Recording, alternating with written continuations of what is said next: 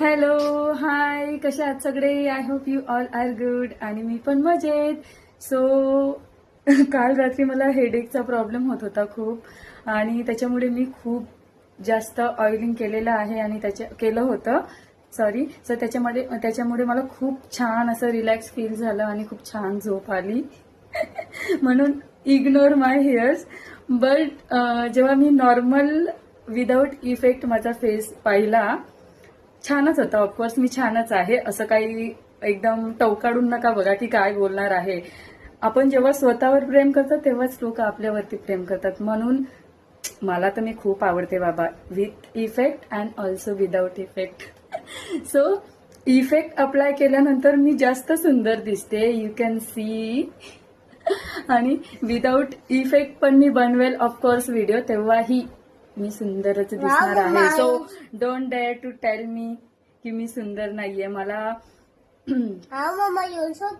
Oh my God, हे बघा, कोण सांगो या नको सांगो, कोण मला क्यूट म्हणो या ना म्हणो, माझं पिल्लू तर मला नेहमीच क्यूट म्हणतं.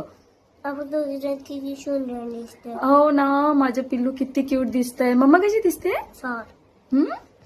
छान. आणि तू पण छान, माझं प्रिन्स. थँक यू बच्चा.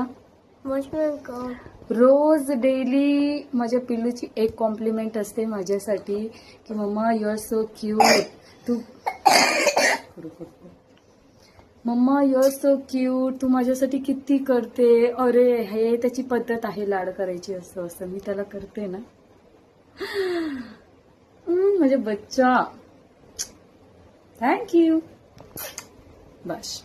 अरे, मी ऑइलिंग केलंय बेटा, तुझ्या हात हे होते. सो मी एक गोष्ट नोटीस केली आहे, म्हणजे माझ्या स्वतःच्या बाबतीत, की जेव्हा आपण स्वतःला आवडायला लागतो ना, जरी आपल्याला वाटलं की कोणी आपली तारीफ नाही करते, कोण आपल्याला कॉम्प्लिमेंट नाही देते, सो डोंट वरी, विचारच नाही करायचा.